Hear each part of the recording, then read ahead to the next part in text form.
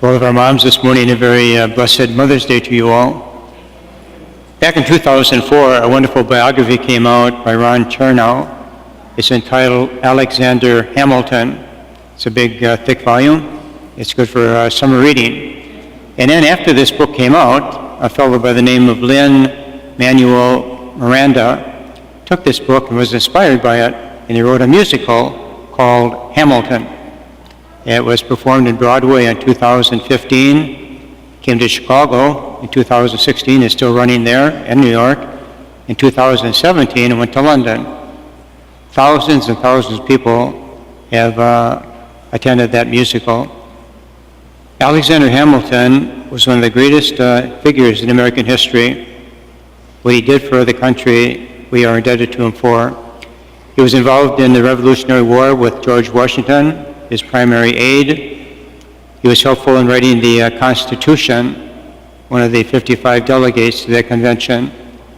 He also was, under Washington, the Treasury Secretary.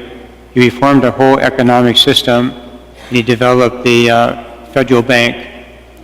The Federalist Papers, there's 85 issues of that. He wrote 51. Very powerful, and he organized our government in a tripartite method: legislative body, executive, and judicial. We are indebted to him for his work.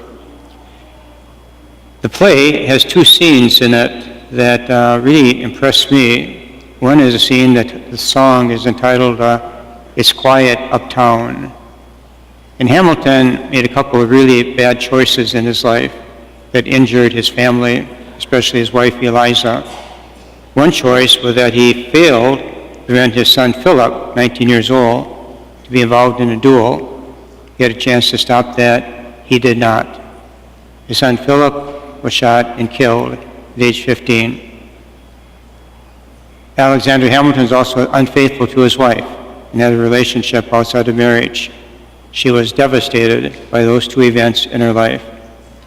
And in the song that is sung during that time, here are the lyrics that are truly impressive. Now, the musical is done in rap. I'm not going to do it in rap this morning, okay? But it's powerful lyrics. There are moments that the words don't reach. There's a grace too powerful to name. We push away what we can never understand. We push away the unimaginable. They're standing in the garden, Alexander by Eliza's side. She takes his hand. She takes his hand. Forgiveness, can you imagine? Forgiveness, can you imagine? If you see him in the street, walking by her side, talking by her side, have pity. Jesus went back to the Father, and he prays for us, for all of us. He prays for our healing within our lives. That Jesus' whole life was about redemption, the restoration of unity between mankind and the Father within our relationships as well. We all need forgiveness within our life. At this very moment, Jesus is praying for us and for our families for that unimaginable gift of forgiveness. Powerful scene. The second scene, towards the end of the play, that's next to the last song, is called The World is Wide Enough.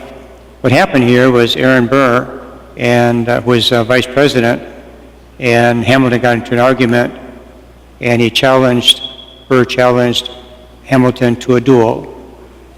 Early in the morning, 5 o'clock in the morning, went to New Jersey, and they had the duel. Hamilton was not going to shoot at Burr.